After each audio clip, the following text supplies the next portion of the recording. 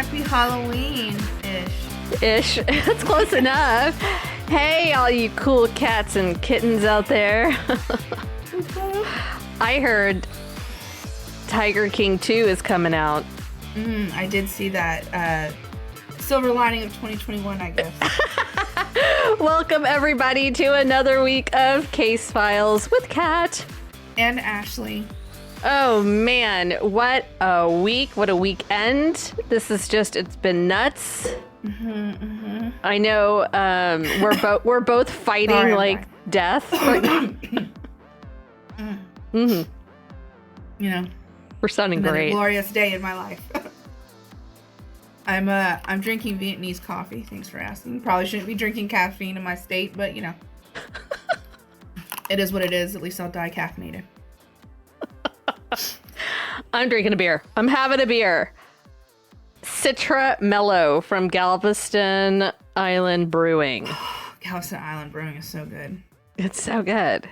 And Jason bought beer for his friends, and then they brought beer, and so the beer that we bought has stayed. So it's wonderful. Oh. It's wonderful. He's been having board game nights. Oh, fancy. Bunch of dudes playing board games. It's awesome. Some of them are super fun. Some of them are way too complicated for me. If you're into board games, hit us up. Okay, so I do have a question of the week.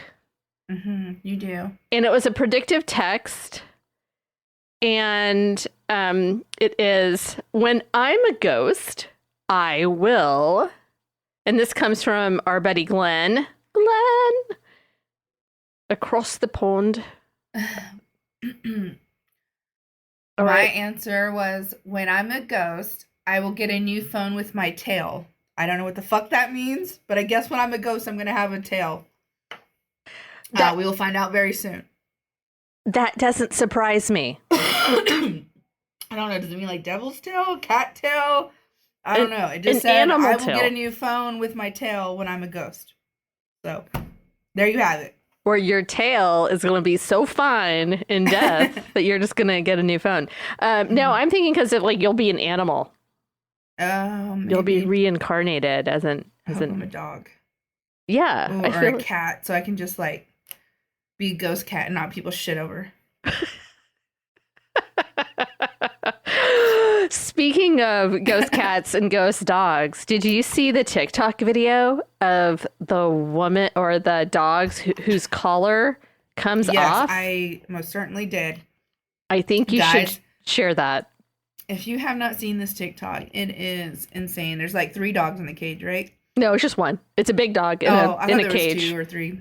Anyways, the collar comes off by itself. I mean, and the dog crazy. Flips the fuck out. Yeah, it's crazy. The collar is in the air.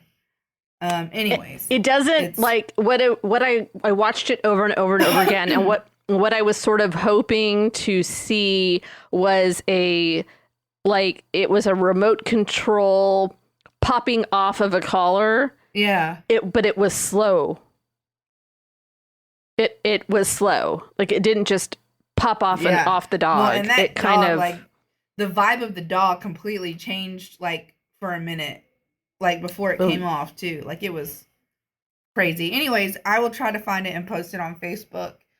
If you have TikTok, I'm sure you can find it. I think I saw it on Facebook. It might be in the videos of news or something.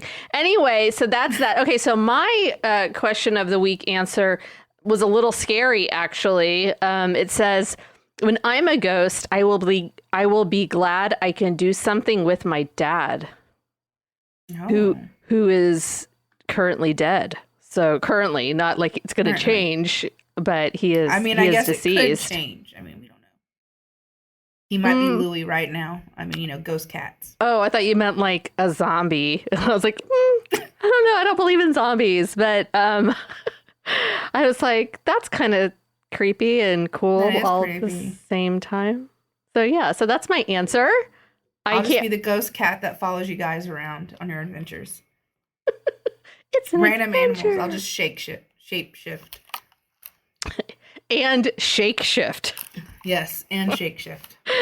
Okay, so before we're doing a little bit of a different kind. You're sick. Sorry. Jason, edit that. So before we get started, I want to tell everybody this episode is going to be a little bit different. I actually had an interview for this week's episode with a Mr. Mike Kinchen. And for those of you who aren't around these parts and around us, he is the father of Savannah Kinchen, and Savannah died about this time last year due to domestic violence. She was shot and killed by her husband. And the reason that we are talking about this story in particular now is because the killer is on the run. He's on the loose, and he's been all over the United States. He's a narcissist who's been on TikTok and Facebook and Twitter. He loves the TikTok. He's on all of it. And if you might remember this story, if you are in the United States, because he filmed a video before the murder, and posted it on YouTube as an apology to his daughter and stepson. He is, again, a total narcissist. He's disgusting. So this past weekend, in honor of Domestic Violence Awareness Month and in honor of the 1-year anniversary of her untimely death, we had a memorial 5K, Savannah 5K Memorial Walk, that was raising money for Bay Area Turning Point, and also the church camp that she had started when she was she started going to in 2nd grade and continued on it through her adulthood. She was still a part of that church and that church camp. So most of the proceeds come to us, and then the rest are scholarships. So no kid will ever have to worry about not being able to pay to go to the camp. So really happy to be a part of that. Before I get into the interview, you listened to it, and there was so much new information for you because it was for me. There was just a lot. Sorry, it's super hot in here, so I had to take a sip of beer. But one of the things that will probably make the listeners angry as much as it did me is that this guy bailed out 3 times. Mm-hmm. 3 times in such a short amount of time. The whole thing just makes me angry because they had him. And now he's essentially a free man walking around. I know. So you're listen to the interview, but before we get started on that, I want to just do some quick facts. The Texas Council on Family Violence issues a report at towards the end of the year for the previous year. So it's a very lengthy report. And they go into great detail. It's a report called Honoring Texas Victims. And it's just for Texas. I realize that. But to give it some context, this interview, to give it some context, I wanted to give you some of the statistics that this report actually puts together. For example, in 2020, family violence incidents in Texas increased by 10%. That doesn't sound like a whole lot, but in a state as large as ours, it's very, very big. So over the last decade alone, the Texas Council of Family Violence has reported the deaths of 1,414 women at the hands of their intimate partners. In 2020, 183 women were killed by their intimate partner. This represents the highest number of deaths recorded in the last decade. Wrap your mind around that. Does it give statistics for men who are victims of Absolutely. domestic violence? Absolutely. And I will get to that. Women I was are curious. Women are more likely to be killed by their intimate partners than any other family members, non-intimate acquaintances, or persons they do not know. We know this to be true. We've done all the things. Very rarely is it stranger danger. But the number of women killed by their male intimate partners increased 22% from 150 deaths recorded in 2019. And that's again, just in Texas. And these are just those stats. The method of murder. 120 men, so 65%, shot and killed women who were their current or former intimate partners. 22 men, 12%, stabbed and killed their victims. 13 men, or 7%, physically assaulted and killed their victims.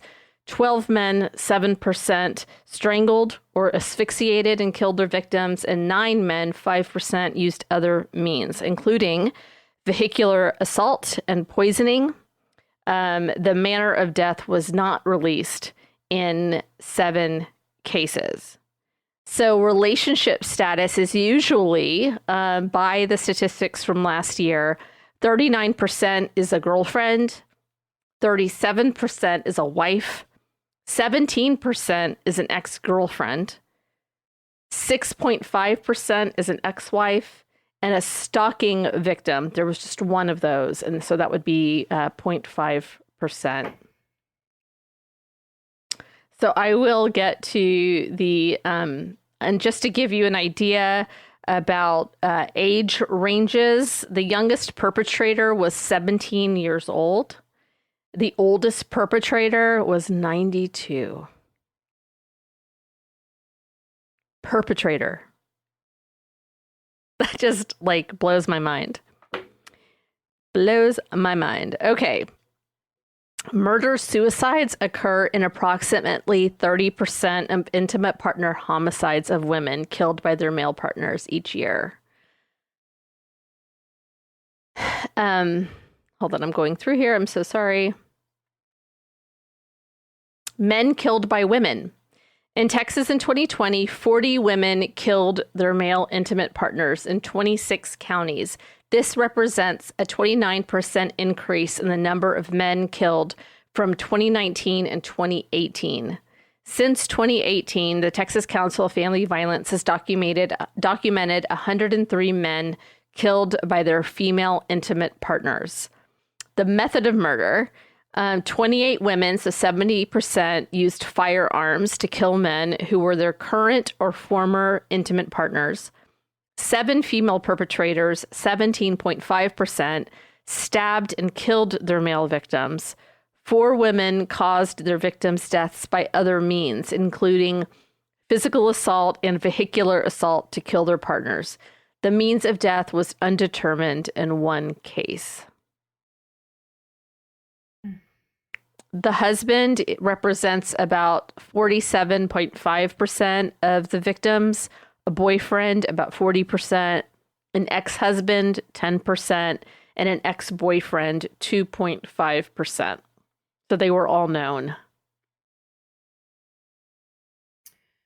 Most men... Oh, sorry. Go ahead. No, you go on. I'll talk when you're done.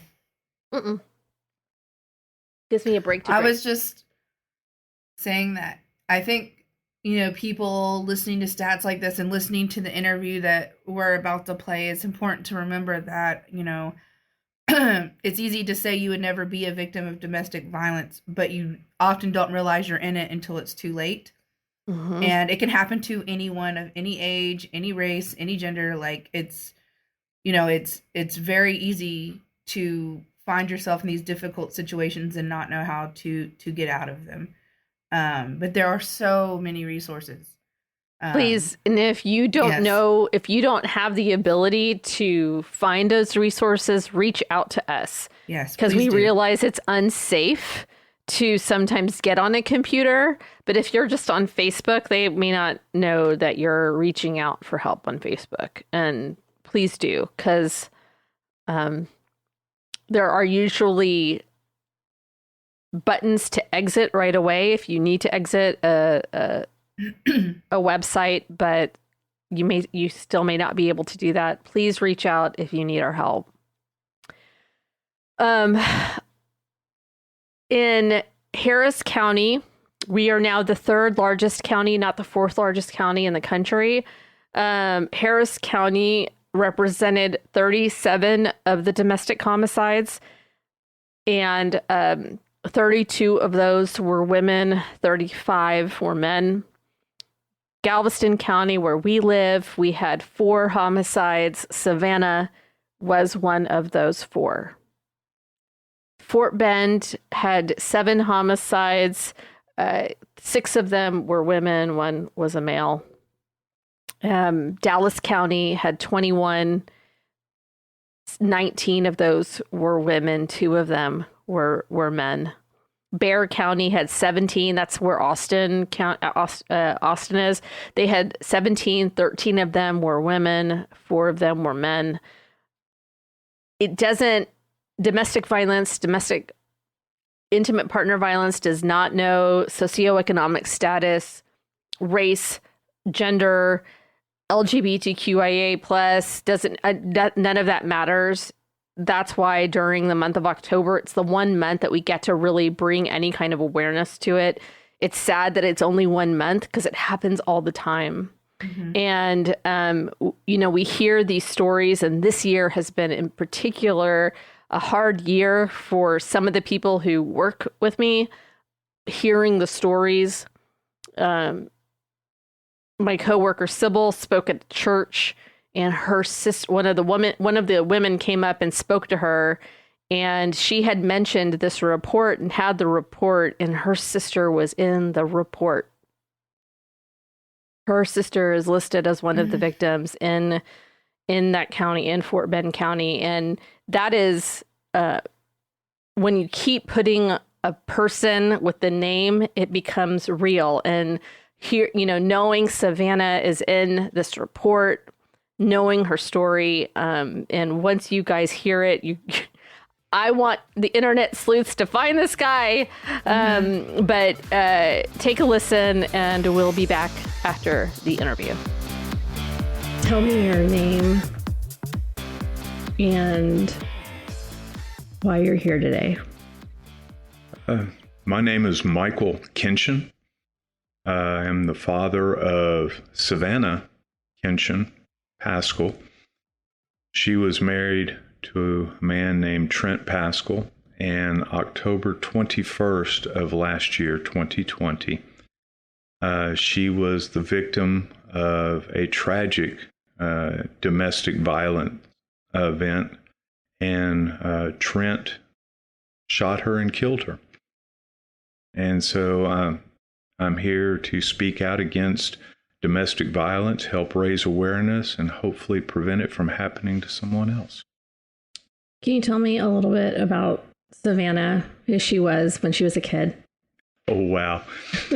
Savannah was an amazing child. She really was.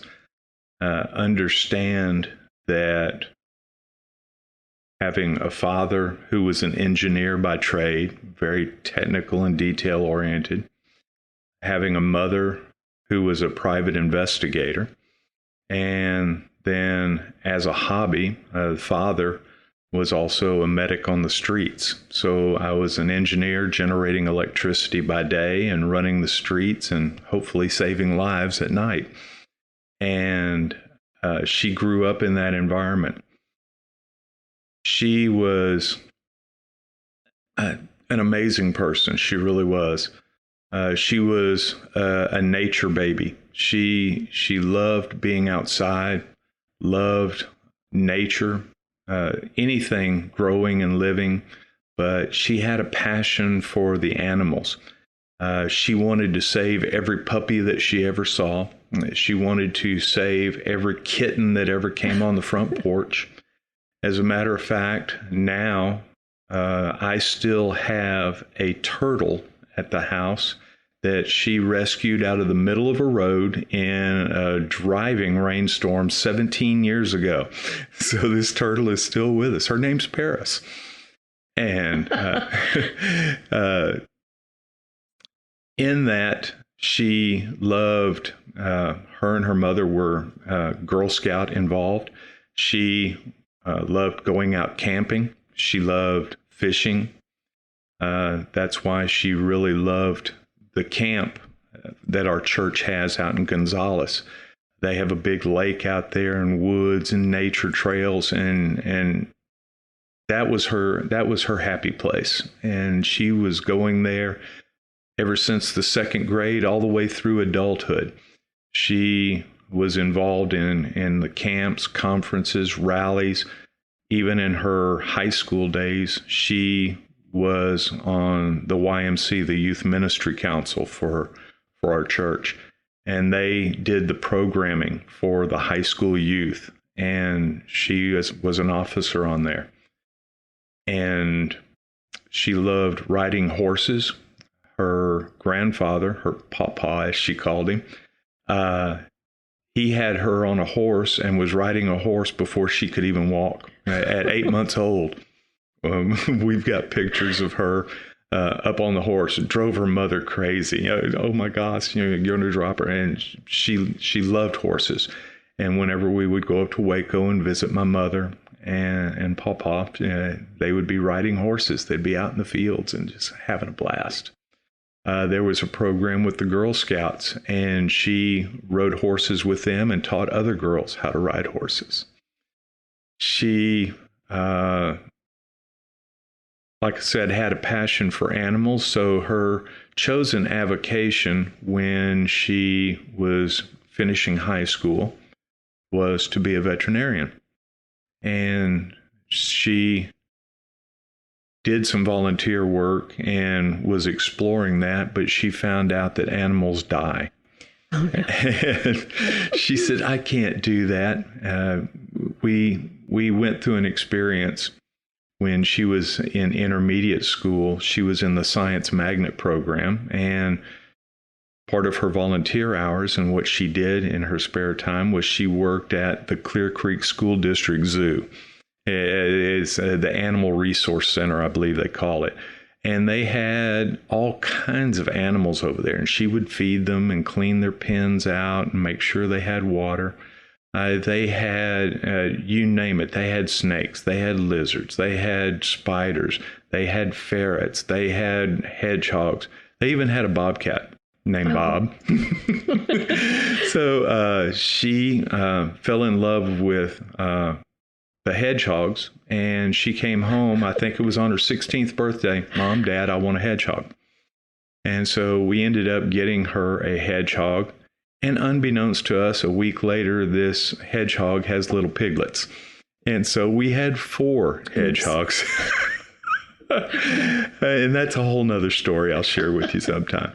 But we sold some of them back to the pet store, gave one of them to our church secretary, and her son raised the hedgehog. But we kept one, it was mother-daughter, and the daughter ended up passing away, which broke Savannah's heart. And about 6 weeks later, mother had got cancer, and she had a tumor, and we had put her to sleep. And so Savannah decided she could not be a veterinarian. She could not do that. So she had a medical background from my side of the family, and she said, well, okay, I want to be a nurse. And so she started in that direction in college and started studying those courses.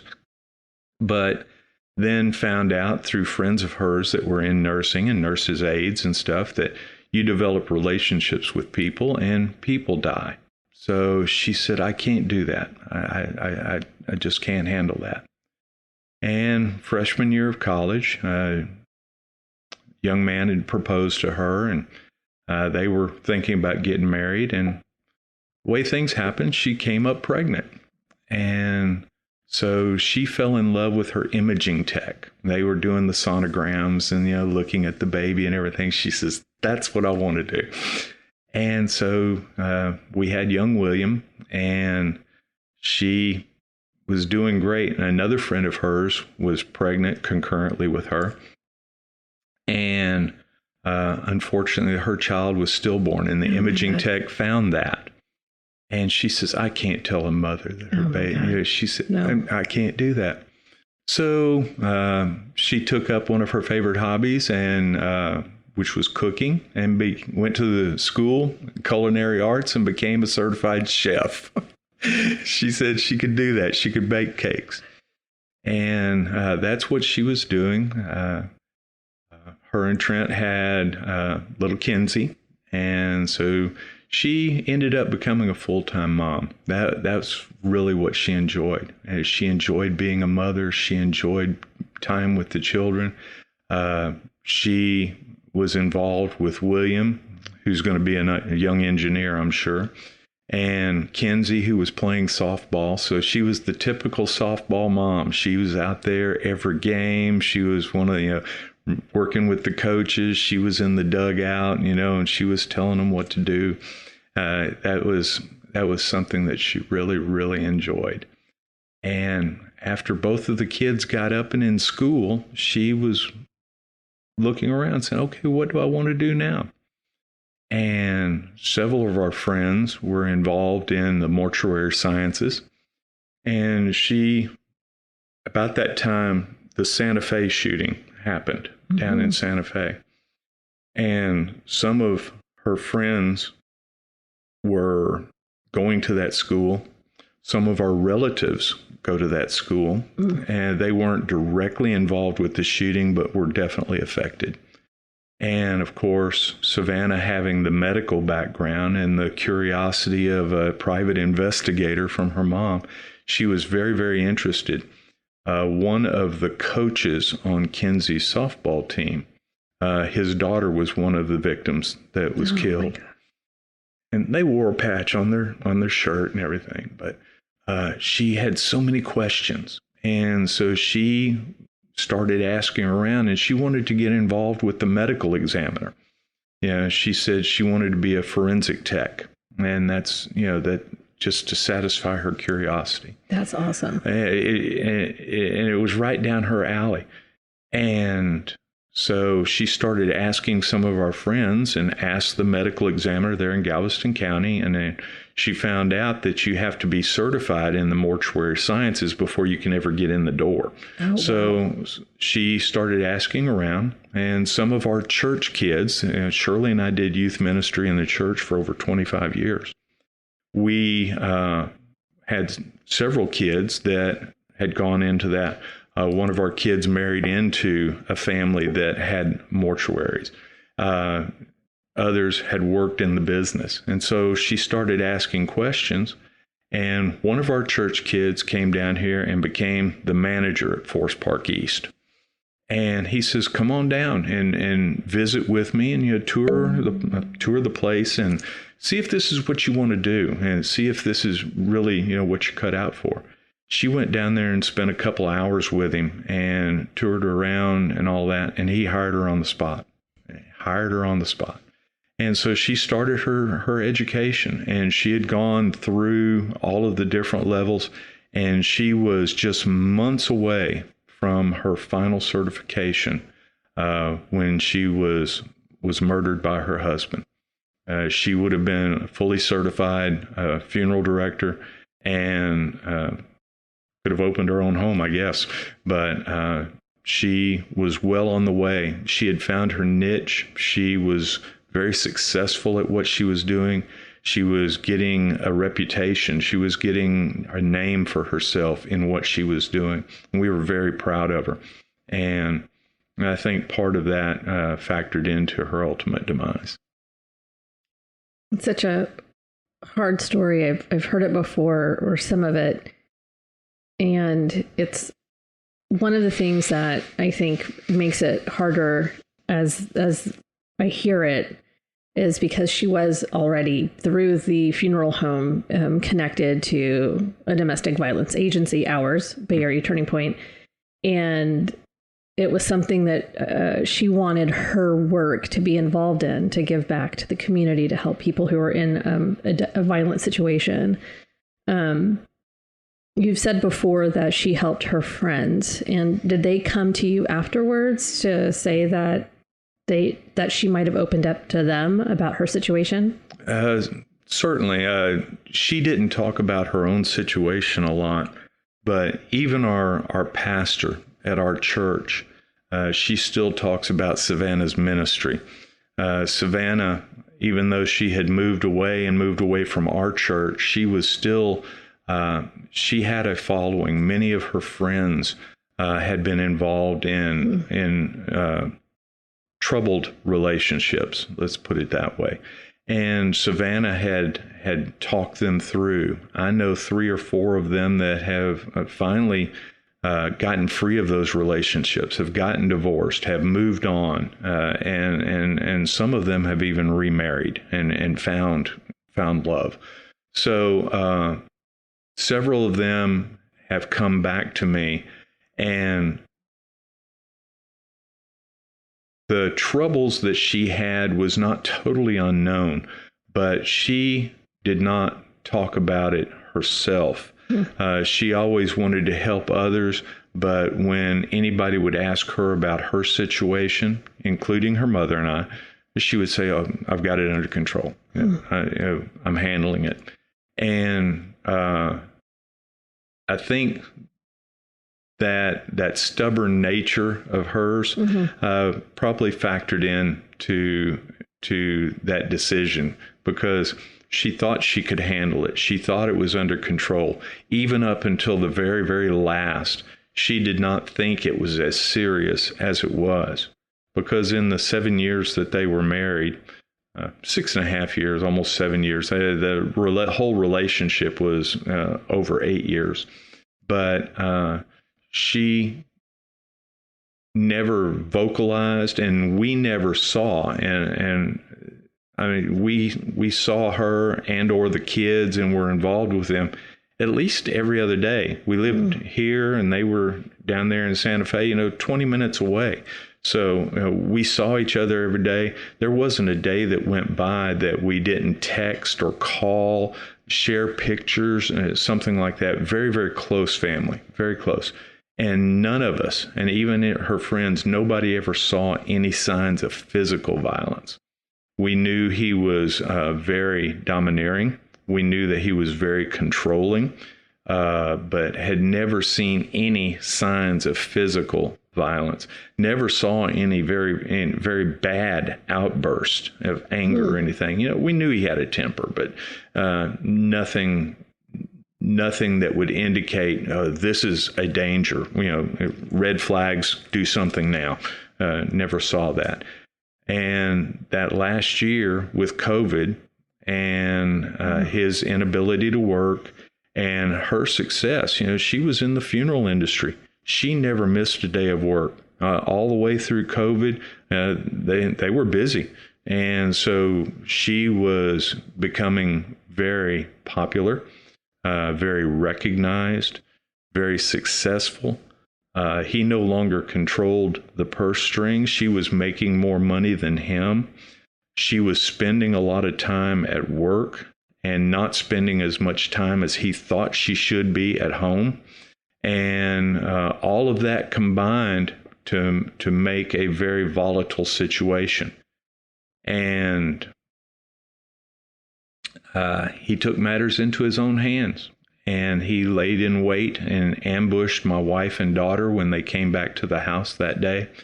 And he assaulted my wife and almost killed her, and shot and killed our daughter.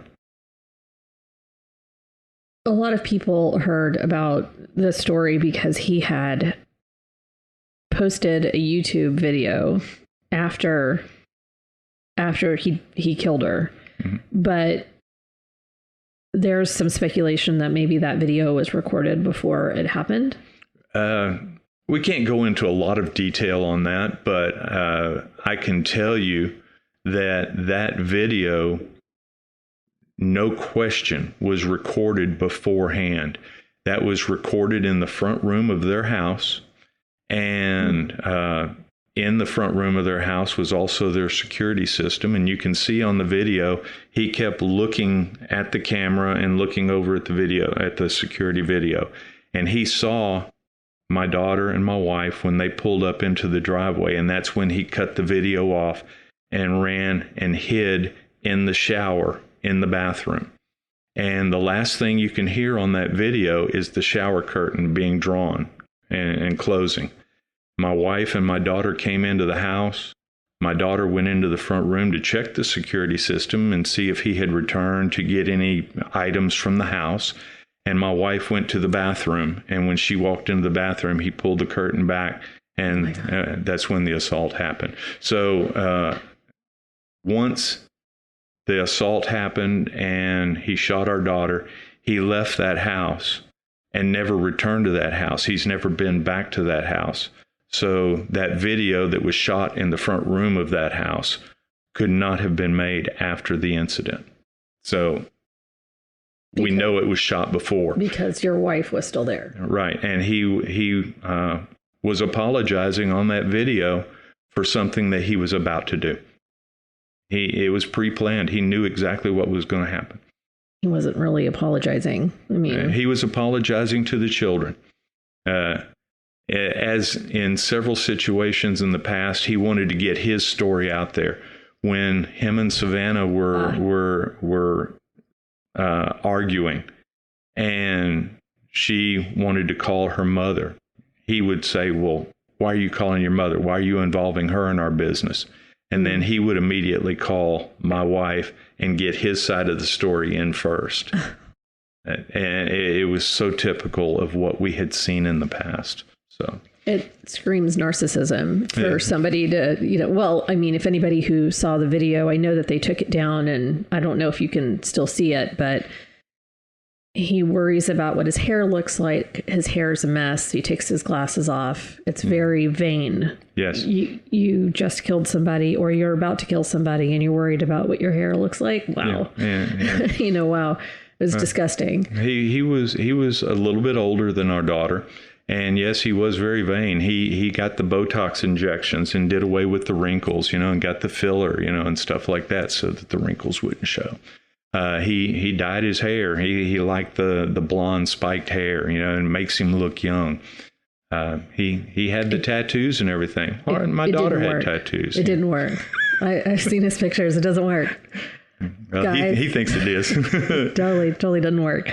It shocks me that I did not know that Shirley used to be a private detective. She still is. Oh, she still is. Yes. She and her partner, they own Top Gun Security and Investigations. Oh, that's where that comes from. Yeah, and she is the chief investigator. They have investigators, I believe, in Dallas, Austin, San Antonio, and Houston.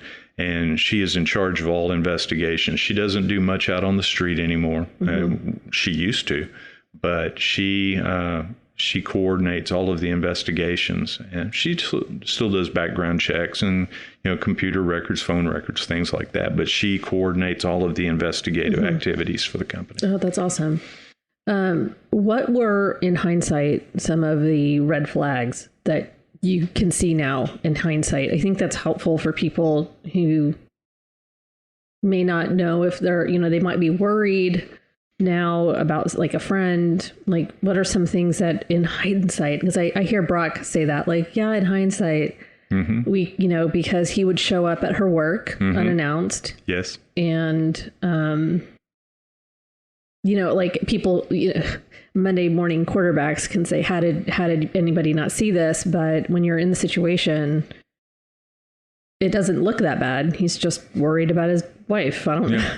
Yeah. Well, in my opinion, and that's all it is Michael's opinion, that and $5 will get you something down at Starbucks. But in my opinion, relationships are not controlling. I look at, the scriptures in 2 Corinthians, what love is. Love is kind, love is gentle. And my wife and I just celebrated our 44th anniversary. We've been together for 44 years. And yeah, we got married when we were 3 years old.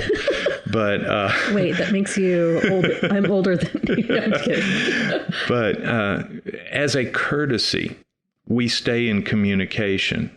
I will text or call Shirley and tell her I'm going somewhere or I'm doing something. And she will do the same. I'm going over here. I'll be coming home about such and such time. Do I need to pick up anything? As a courtesy. Where if you flip that coin over, what I saw with the narcissist that she was married to, it was constantly, like several times an hour. Where are you? Yikes. When are you going to be home? What are you doing? Why aren't you home yet? Those kinds of things. And it was very controlling. Shirley and I, luckily, still have a lot of photographs and her papers from high school, because once they were in a relationship and they got married, she could no longer have any pictures from when she was in school, going to prom, those types of things. If they were still there at the house, he made her destroy them. He wouldn't destroy them. He wouldn't do that. But he would put so much pressure on her. Why do you have that? Why do you need that? You're with me now. You don't need those. That doesn't mean anything. If that's in the past, you need to get rid of it. And so that kind of a controlling nature, Wow.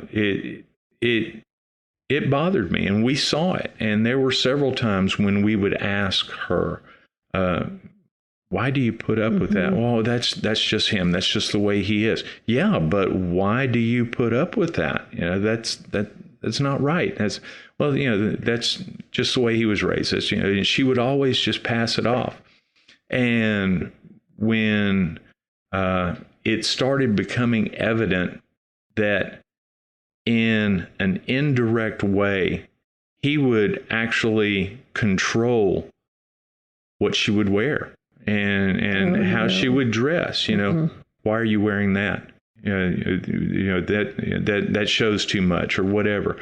And when he was controlling the purse strings, she would want to go buy a new pair of shoes. You don't need new shoes. You've got 3 pair of shoes. How many pair of black shoes do you need? You don't need those.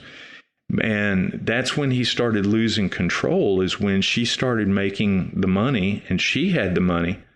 And understand, even when she was making the money, she would have to cash her check and turn it over to him, because they did not use banks. He did not believe in banks. He did not believe in charge cards. He did not believe in debit cards and those types of things.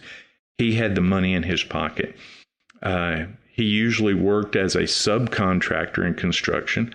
And don't get me wrong, he was a very talented man. Woodwork, he could make furniture. He made most of the furniture in their house. The headboards, the end tables, their dining room table, chairs, dressers, the whole 9 yards. He was very talented. Cabinet maker, beautiful work in wood, beautiful work in metal. He's very, very talented. I got to hand him that. And he would work, usually as a subcontractor, until he had a pocket full of money. Then he'd sit around for a couple of months. He did not have a steady job. He would not work steady. And come to find out, my wife is a private investigator, ran his records, and he had a long history of theft. And we gave Savannah his records before they were ever married. Oh, wow. She knew what he was getting into. And so that was one of the things we said, why do you put up with? Oh, he promised he will change. Well, has he changed? Well, I believe he has, and he tried to work contract and all that. But when COVID hit, it dried up. Yeah, it dried up. So it appears that he went back to what he knew best. And August of last year, he had been arrested. And he had been charged. I didn't know that. Yeah, and finally, he came home, and she said, you've lied to me. I'm tired of this. You've been lying to me all along. And he says, but the charges were dismissed.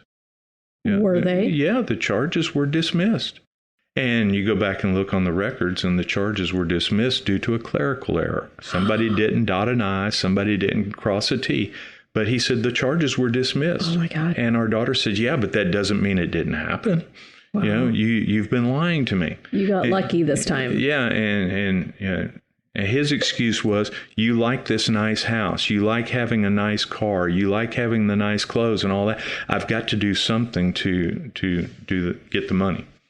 And so I don't know the exact timeline, but sometime in September, she told him, said, look, we're not raising our children this way. We're not going to live this way. Our children are not going to grow up in this environment. I'm not going to do it. As soon as I get my feet on the ground, I'm leaving.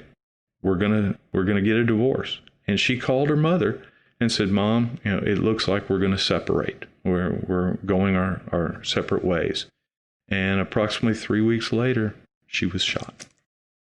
And that's one of the things we would have told her not to do. To excuse me, keep it quiet, keep it to yourself. That's right. Set yourself up. Yeah, old poker hand. Keep it close to the vest. But my daughter, stubborn and hard-headed as she was, I'm sure she used that like Thor's hammer, hit him over the head with it. I am leaving. I'm not staying here. And that was her power play, taking the power back. And again, this is my interpretation of it.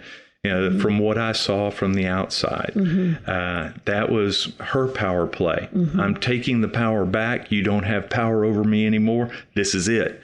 And that was ultimately her demise. Yeah, because ultimately, it's the most dangerous part for any domestic violence situation, intimate partner situation, because you could, as I'm listening to your story, you could hear the control just dwindling away. She found her passion. She was getting really, really good. She was making more money. She didn't need him anymore. And he's watching all of that. And he just wasn't going to be okay with that. And she was beautiful. Thank you. She was beautiful. And I'm sure he just saw her like, I'm losing this angel. Right. And it probably made him snap. But I mean, he takes no responsibility for that at all. No, he actually blames her. In that video that you mentioned, he actually says, she made me kill her. She made me do it. Can you explain why he said that? Are you allowed to talk about that? I can tell you my interpretation and my opinion on that, and that's all it is. But again, you accurately described him. If you look up narcissist, if you look up the characteristics of narcissism, he hits 9.5 out of 10 marks. I mean, he's up there. He's so egocentric. He is involved in himself. Everything is about him. Everything is for him. And if it doesn't serve him, he has nothing to do with it. Even his own family, as long as they are useful to him and he can use them and gain something from them, it's fine. But once they are no longer of any use, he'll kick them to the curb and keep on going. It's his life. It's not theirs, and he doesn't care the effect on theirs. And we could see many, many times one of the key things in the narcissist, and it's been told to me by psychologists and lawyers and people at Bay Area, some of y'all's counselors, when you are in a relationship with a narcissist, and as long as you are serving them and doing what they want, the way they want, how they want, when they want, you are on top of that pedestal. You are the queen, or you are the king, because this happens to men too. You are the ultimate, and they will praise you, and they will carry you around. You're the trophy on their arm, and they will show you off. But when you don't do what they want, how they want, when they want, then you are the lowest of lows. And through that mental manipulation and through that browbeating, it doesn't even have to be physical, but verbally, you are the lowest of the low. And that relationship is so uncomfortable, you will do whatever you have to do to get back up on that pedestal. And that's the sad part. And that's what I could not understand about my daughter, is because being raised a Texas girl, I was raised on a cattle ranch and out in the country. And my daughter was the son that I never had. Yeah, she could outcuss, outspit, and outshoot most boys that she ever hung around with. And she was so headstrong. Anything she wanted and she pursued, she got. And I never could understand why she put up with that. And I asked her many, many times. And she said, oh, he just makes me so happy. You know, when it's good, it's very, very, very good. And when it's bad, it's very, very bad. But they'll change to make it good again. So the bad times that are kind of pushed to the side and pushed to the rear. And everything is good. Everything's glorious.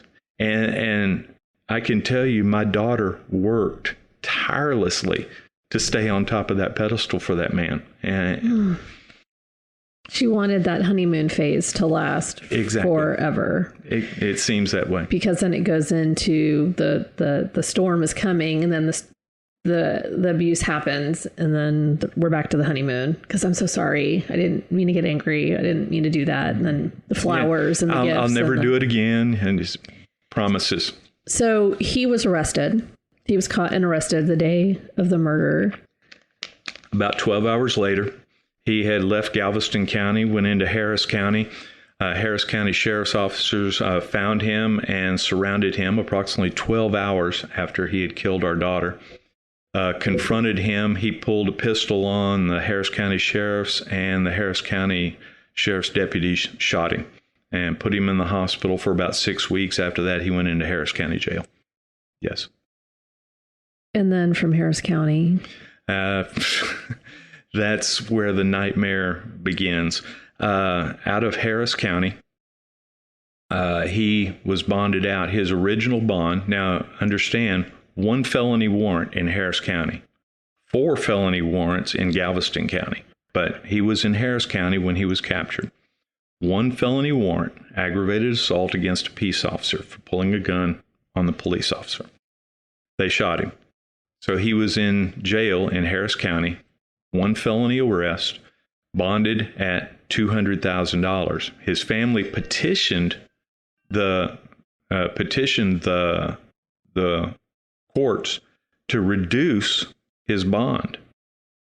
The judge in Harris County saw fit. They asked to reduce it from $200,000 down to $75,000.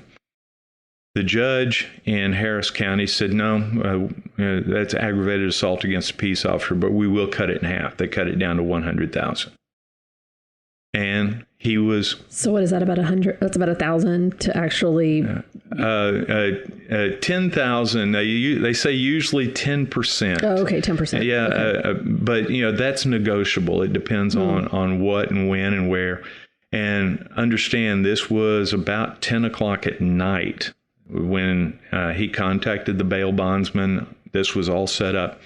The bail bondsman got on the computer and looked up the warrant and looked up, okay, 100,000.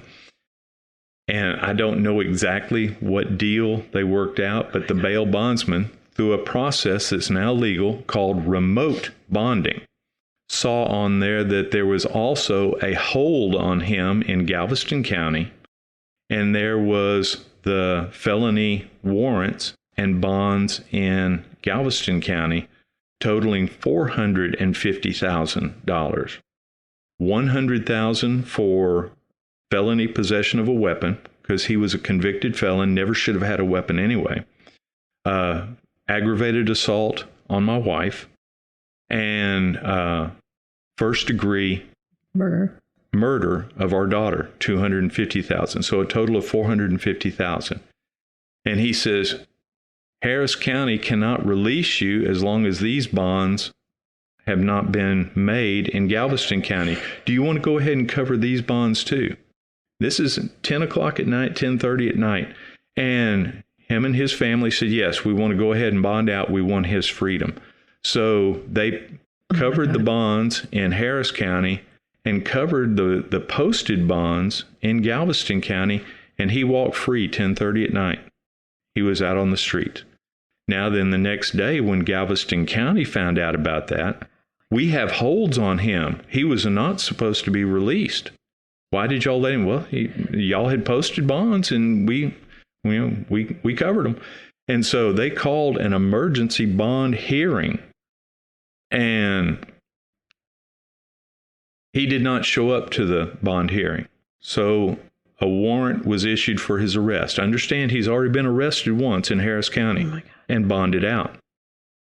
He did not show up for the emergency bond hearing, so warrants for his arrest were set, and the U.S. Marshals went out, and within, I think, 2 days, it was a day and a half, 2 days, they captured him, brought him in, arrested him again. He was in Galveston County Jail now, and went through bond hearings and everything, and pleaded with the courts. My bail bondsman did not inform me of the bond hearing. I had no way of knowing about it. Y'all did not contact me, so it was no fault of mine that I did not show up for the bond hearing. Narcissist. Yeah. He's never at fault. He's never at fault. Exactly. Nobody told me. I didn't know. I couldn't do it. So Galveston County set down some very strict bond restrictions and let him go again. Oh, my God. Second time. A couple of months later, he's out driving around, driving an illegal vehicle. Now, true, it's his mother's vehicle, but it had illegal plates on it. It had not been re-registered. And he had 2 or 3 different plates in the back seat so that he wouldn't get caught. What? And here he was driving around in Friendswood. Of course, they have those license plate readers, and they saw license plate doesn't match vehicle, and so they stopped the vehicle on just a normal traffic stop.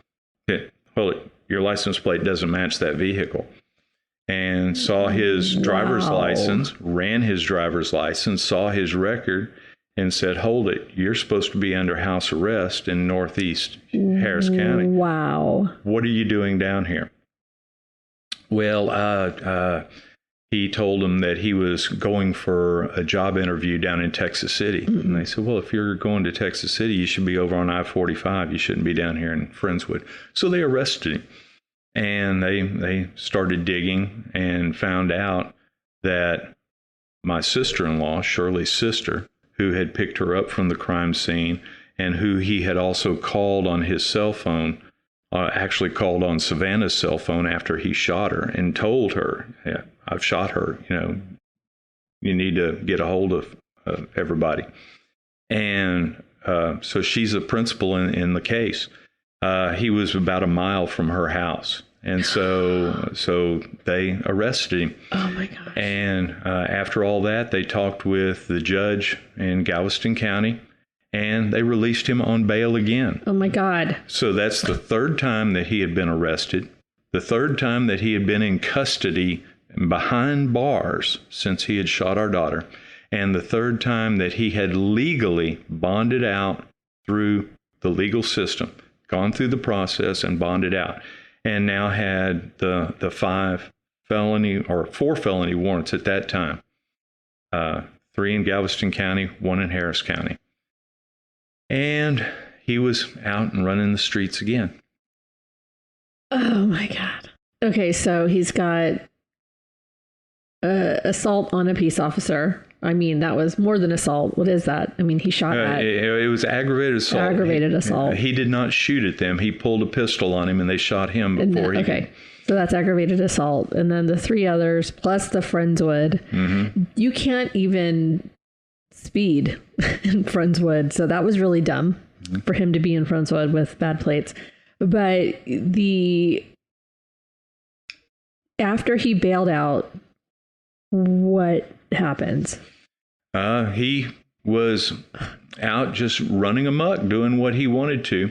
And of course, my wife being a private investigator, some of her friends, investigators, people that she works with, they were watching also and trying to assist in the investigation, like to keep track of him, just to make sure. Just to keep track of him. He had very, very strict bond restrictions. Could only be out from 6 to 6 during the day. He could only leave his mother's house to go to the store And it had to be a store that didn't sell guns or ammunition. So he couldn't go to Walmart. He couldn't go to his favorite store. He could go to Randall's or Kroger, a grocery store. But other than that, or he could go to his lawyer or a court date. And that was laid out in the restrictions. And here he was out running around and doing whatever. We had evidence that he was quite active on social media, by the way. He had met someone on social media out in California.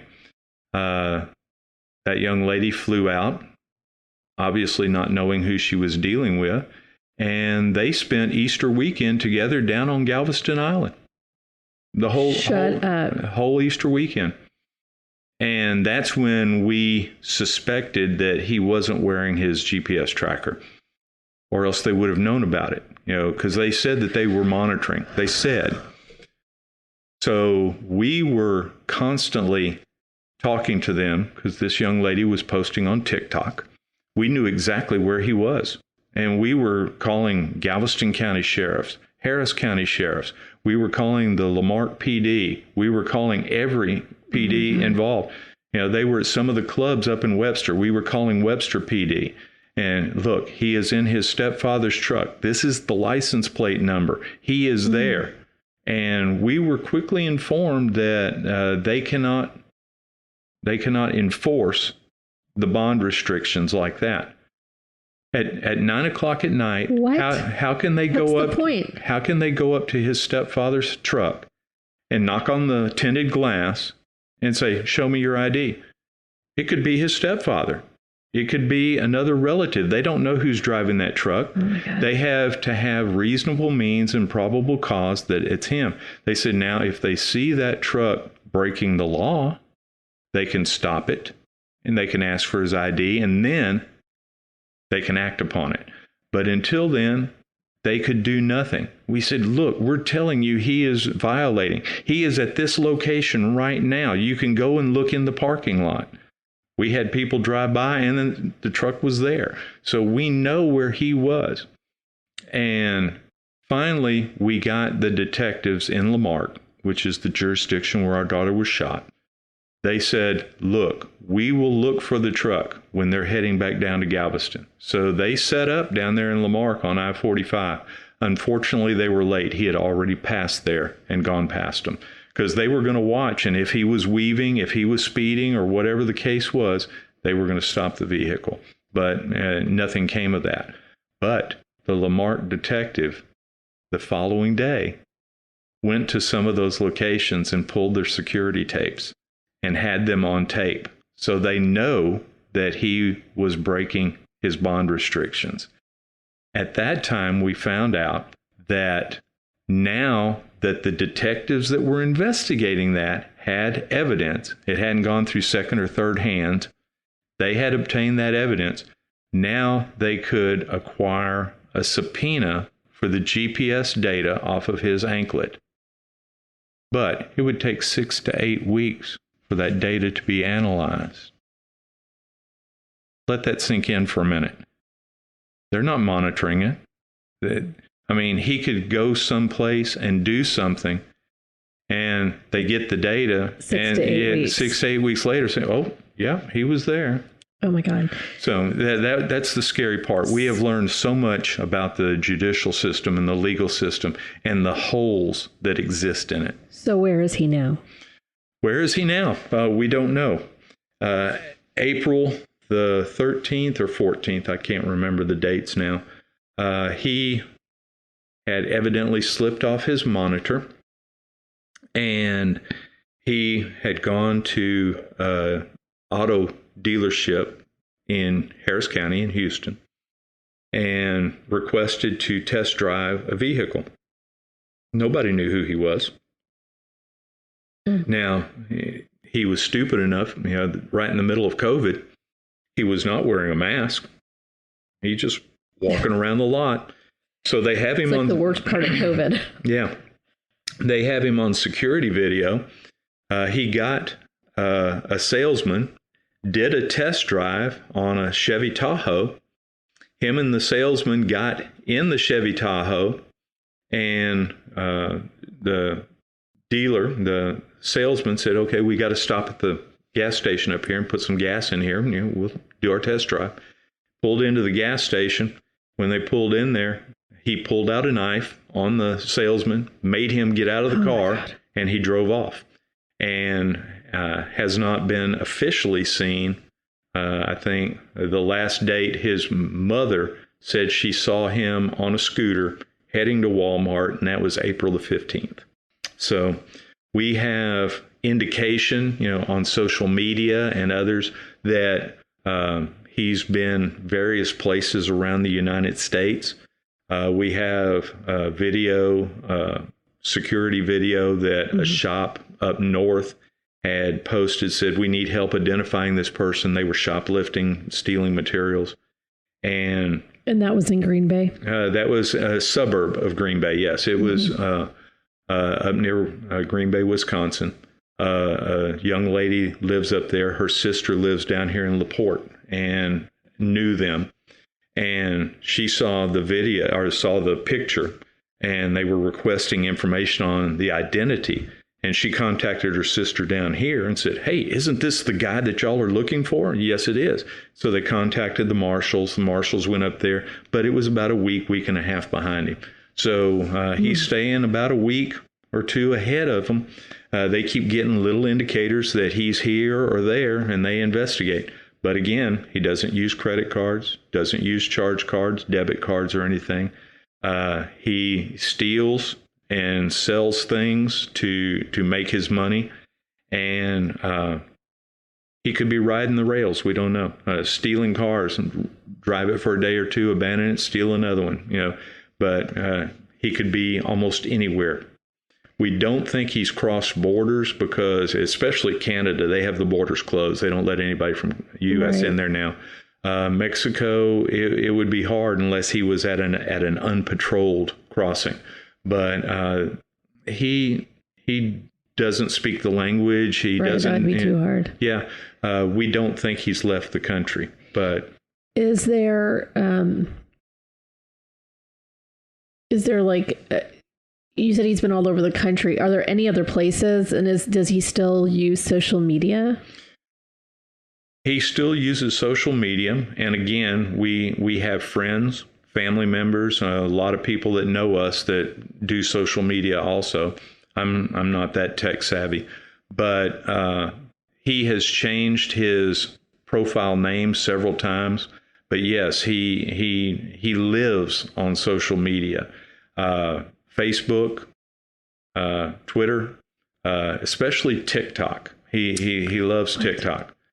He loves posting videos. They have captured videos of him cruising the streets out in Malibu, California. Oh my God. So, what are some of the aliases he's used? I don't know them right offhand. I know he has gone on Facebook. I think TikTok also, by H-Town, H-Town, H-Town, he calls himself that. He did one on TikTok, I believe. It was so paradoxical. I think, trained to protect. Oh my God.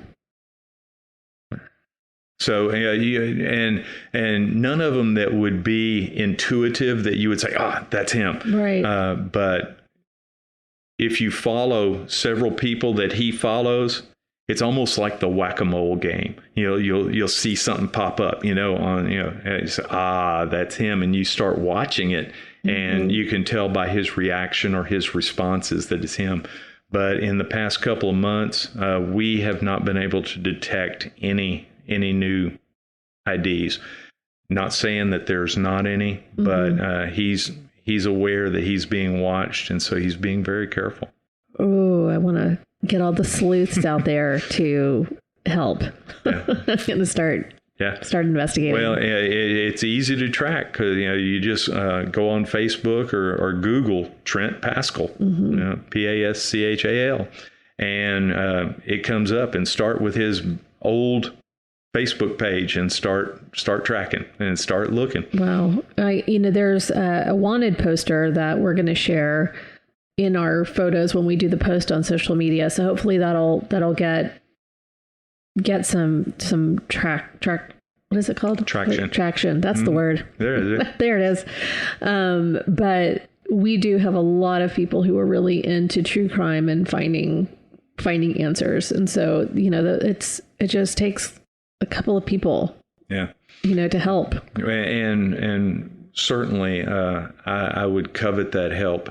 Any assistance that we can get, but I would also warn, be very careful. You don't want to engage him. Oh, right. You don't want to do anything that would clue him in that he's being looked at or watched or monitored, because he is very tech savvy. He, like I said, pre-programming car keys and all kinds of stuff, to abscond with vehicles. It's a slippery slope. We were told, and don't get me wrong, I do appreciate all of the help that the law enforcement agencies are giving us. But everybody has to understand that the legal system has to do everything legally. The last charges that were brought against him were dismissed and dropped because of a clerical error. If somebody doesn't cross a T or somebody doesn't dot an I, the lawyers will run on that. And even though a person may be guilty, overwhelmingly guilty, charges are dismissed because it was not done to the letter of the law. And when you're doing things for the legal system, there is a chain of custody. And I cannot get information and pass it to you, and you give that information to the detectives, and that detective give the information to the district attorney, who then gives it to the court. After that, it's gone through 3 or 4 hands. There's no chain of custody. As I was told by the assistant district attorney in Galveston County, my wife and I, her being a professional private investigator, we were told to sit down, be quiet, and stop muddying the waters.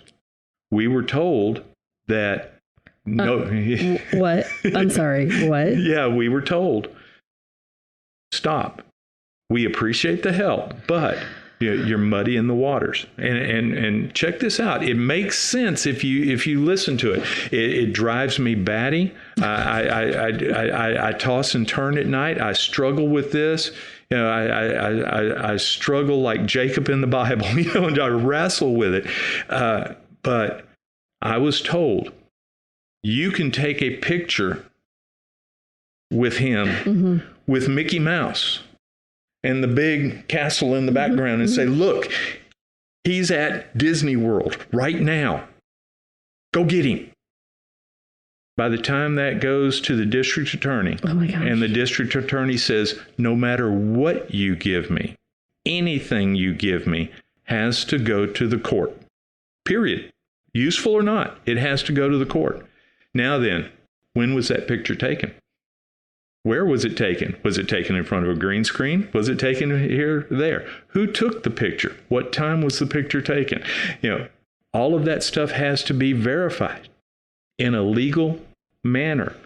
So we're flooding the court with all of this information. Look, he's here. Here's a picture of him here. Look, this is a screenshot off of Facebook. Look, here, this is a video off of TikTok. Unless the metadata is associated with those pictures, associated with those videos, associated with those recordings, they're inadmissible. And now we're flooding the courts with all of this information that they cannot use, that they cannot use. And now what happens? The court gets mad at us for muddying the waters and turn him into a victim. Why are you persecuting him? Why won't you? He's a good boy. He's at his mama's house. He's trying to mind his own business. And we have now just turned the tables on us. So we have to sit quietly, watching as he abuses the system and uses the system against itself, and hope that he slips up at some point in time and messes up. But he will. because he's a narcissist. Exactly. He will. I mean, anybody who does true crime knows that. That's when they make mistakes, because they think they're invincible. They think they've gotten away with it this long. And it's a matter of time. Yes. So there are contact numbers on the wanted poster for the US Marshals Service. You have Crime Stoppers. Andy down at Crime Stoppers has been just invaluable to us in keeping his face out there in the public. Call Crime Stoppers. Yeah, it can be an anonymous tip, but let the services, the police, sheriff's department, the Marshal Service, let them know what the clues are. Let them investigate and let them go and look and find. Don't, like I said, don't engage him. Don't try to chase him down yourself. But any valid clues, contact the marshals, contact the investigators, and let them know. Contact Crime Stoppers. Turn it over to them. If they can't use it, they won't use it. But if they can, any little bit helps. Any little bit. All right. Well, thank you for sharing your story, her story, and we hope that he's caught, that son of a bitch. I hope he is caught also, because for us as a family, we don't know where he is. A restraining order is just a piece of paper. That's his words. It's just a piece of paper. We hear that a lot in the work I do. It does not protect the windows and the doors. GPS monitors are a joke. I don't believe in them anymore. My eyes have been open to that. And the scary part is my wife and I now are raising our grandchildren, 12 years old and 8 years old. He knows where we live because him and my daughter lived with us for a period of time while they were in between houses. So we have his children. He could show up at our door at any time. We have to be on constant alert. I do not like going out in crowded places. I'm constantly scanning, looking for faces, looking for indicators, looking for him. We don't know. We watch our security system. We monitor that. Whoever comes to the door. If somebody knocks on the door unexpectedly, we're on guard. It's high anxiety. And it's no way to live. It's really not. I know it's going to be years. If he was behind bars right now, it would probably be 2 or 3 years before the case came up in the courts. I'm patient. We can wait a couple of years if we know where he is. Excuse me. I was raised a country boy.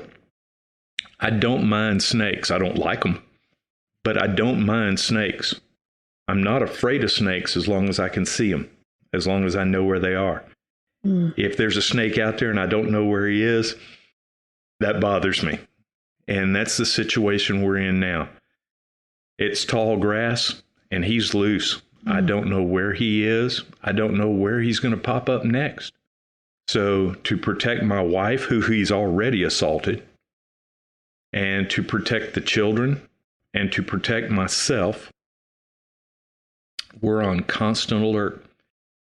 High anxiety at our house, 24 hours a day. Any unusual sounds at night, we're checking the security system. Are the kids that anxious? Not really.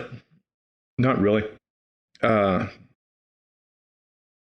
oldest, he's a little more pragmatic. He saw the police will catch him. It's no problem. They'll probably shoot him again. Sorry, hold on. Alexa, stop the timer.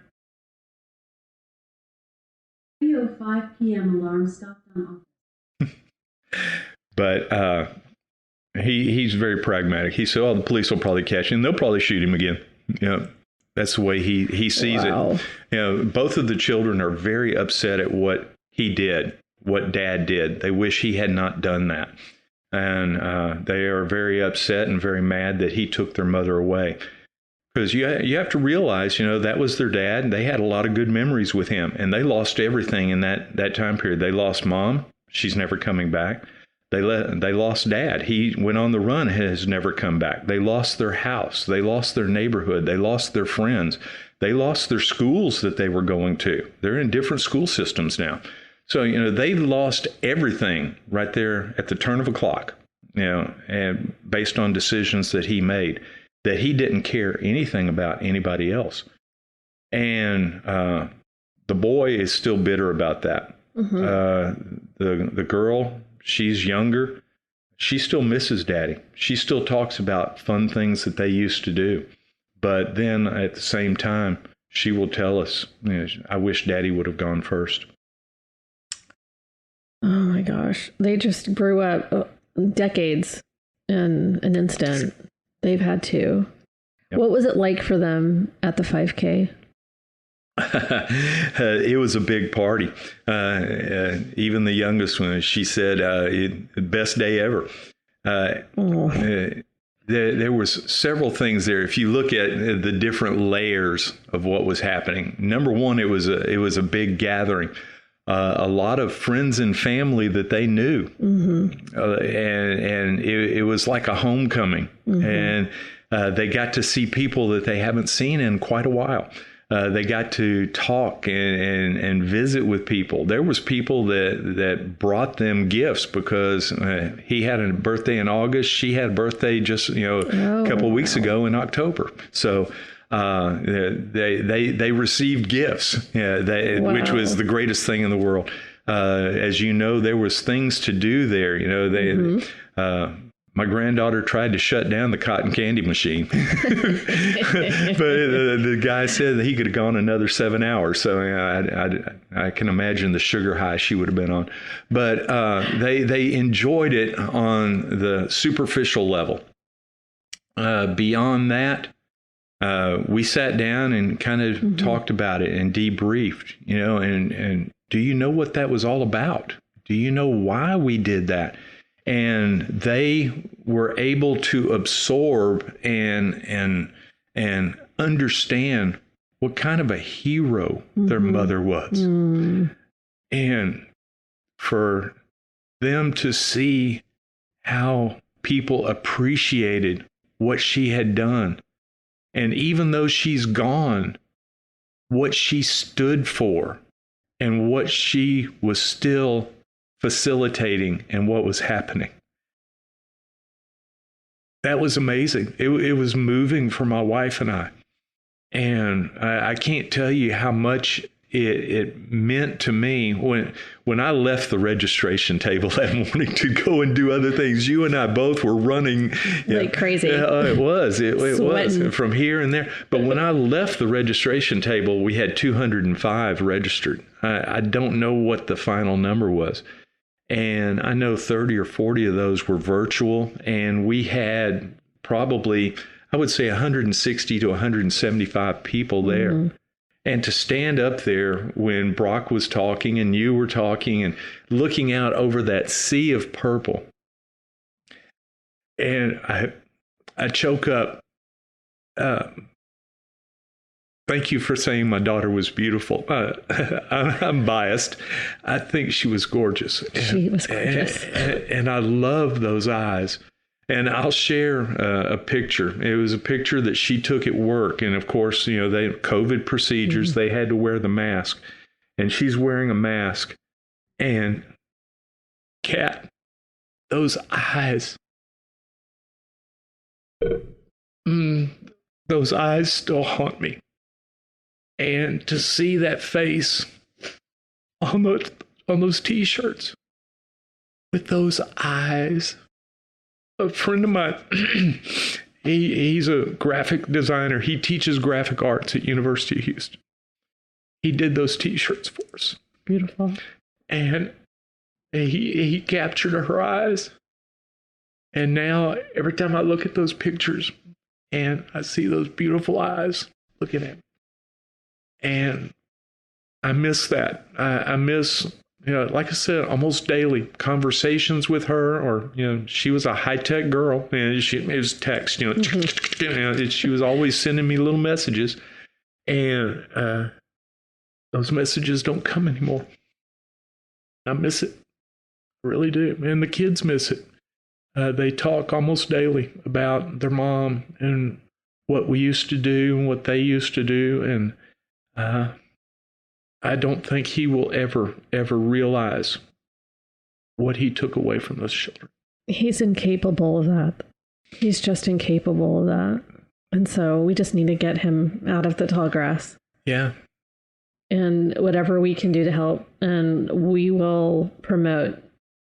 So tomorrow night, so it's Wednesday night, the 27th, John Walsh's, what's the name of his show? In Pursuit with John Walsh. And it comes on IDTV. Every listener has that. So yeah. IDTV, 10 o'clock Eastern, 9 o'clock Central. In Pursuit with John Walsh. They are going to have a little blurb in between their episodes. Okay. They had already filmed all of the episodes for this season. Mm-hmm. And I believe tomorrow night is the last night, the last 2 episodes that they're having. And they're going to sandwich him in between those 2 episodes. They have the little blurb that's called 15 Seconds of Shame. And they're going to put his wanted poster out there and the information about him and contact information if anybody happens to see him. And they've indicated to us that if he is not caught when they begin filming for next season, they would like to do a whole episode on this case and on him. Because, he blatantly assaulted my wife, killed my daughter, abandoned his children, abandoned his family, who are now on the hook for over $500,000 in bonds because he skipped. Bonds have been revoked and he's out running and doesn't care. He needs to be caught. He needs to be caught. He needs to answer for what he's done. Absolutely. Well, thank you for being here and being willing to tell us your story again. Okay, so that was the interview. What'd you think? Again, I just, it is so unbelievable that he is a free man. And that he actually really got out on a technicality. Like, it's just insane to me. It's insane to me that, I mean, it's crazy when you think about the fact that it's really all around you, and you like domestic violence situations, and you just don't ever really know. And I just really hope that if someone is in the situation or knows someone, really does reach out. Because I know it's a scary situation to be in, and it's a hard thing to admit because a lot of people have a lot of pride. Or they don't want to believe it, or they're afraid for their children. But there are so many resources that will help you. Even if I know some people stay for their pets. There are places that will let you take your pets, that will help you get your pets out. So I think it's important to remember there's always a way out. They mentioned Sybil earlier about meeting someone else whose sister was in the report. Sybil was the one that worked with Savannah to start the how Savannah came into our lives was she encouraged her work to do a fundraiser and supply drive for Bay Area Turning Point, and she was very involved with domestic violence. She was working with the person who'd been in her agency for 25 years and spoke to her on the phone, and they set up appointments and to do this fundraiser, and she never said, hey, this is what's going on. Well, again, it's sometimes very hard to know you're really in that kind of situation until you decide to take a stand for yourself or something, like it wasn't as obvious to her, even though it was obvious to other people, because it wasn't until she said, I'm leaving you, that he became super crazy about things, and so, we've had people reach out to us on our we've had people reach out to us on our platforms, and we've helped. So we're very serious about that. We will point you in the right direction. We will get you resources. I'm done talking. You can finish talking. Sorry. It's upsetting. It's just really upsetting because I now know so much about her. But one of the things that I was able to find in this that made it really, really clear when we talked about Savannah saying to Trent, I'm leaving you, I'm done with you, all that kind of, she was like, I'm done. She just decided she was done. And had she called us, had she had that conversation with us, we would have said to her, keep it quiet. Keep it really quiet. Hold it close to your chest. Let's get you set up. Make sure that you have your money put away. Make sure that you have all of these things set up. Let's get you into an apartment. Let's make sure that you have the legal, process happening. It is a very dangerous time, and we've said this before during different stories. The most dangerous time for a domestic violence victim is when they're about to leave, or right after they leave. Them for not doing. That's not to say we're blaming them for doing not doing those things. We're just saying that it's important that you have a game plan. There's a risk, right? So the risk is you are 3 to 3.6 times more likely to be killed in the period immediately after separation than at any other time in the relationship. And at this point is when, if she had made the call, we would have said, just keep it quiet, don't say anything, because that's why we safety plan. But she had so much control. She had lost so much control. There was so much. He was basically stalking her. He had a tracking system on her car. He was paying attention to showing up at her job and stuff. Yeah, he was showing up at her job all the time. And she didn't know the risks that all those things added up to. That's why people are tracking when someone dies. Where in the process were they? Had they made any report to law enforcement? Had they tried to end the relationship? So looking at all that data, TCFE identified that victims and 45% of the homicides had taken steps to either end the relationships or seek some kind of intervention to enhance their safety, such as calling the law or seeking protective orders. 39% of victims had made attempts or were planning to end their relationships. That's a huge percentage. It doesn't even take into account any of the other things that went on in the relationship. It's just when someone has that control and wants that control over you, it is a dangerous thing to say you're done. And so if you're listening to this, just reach out and get the help. People are ready to help you.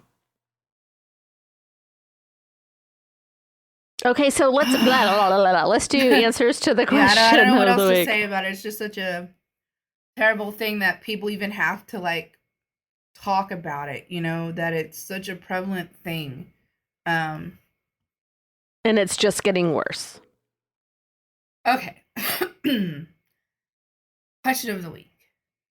When I'm a ghost, Laura says, when I'm a ghost, I will be there with you. Oh, God, that's so sweet. Sarah says, when I'm a ghost, I will have it for all of y'all, and I'll let you know when I'm ready. Okay. Catherine says, when I'm a ghost, I will know how much it would love you. Okay. Noelle says, when I'm a ghost, I will have it figured out. and then wish I could do that now. I think that's probably true for all of us. Like when we're dead, we'll be like, damn it, I should have known that. Glenn says, when I'm a ghost, I will be the only person on earth to make it all better. Oh, Glenn, I'm sure that's true. Oh, Glenn. You can just like randomly leave us all like ciders and beers as like little presents.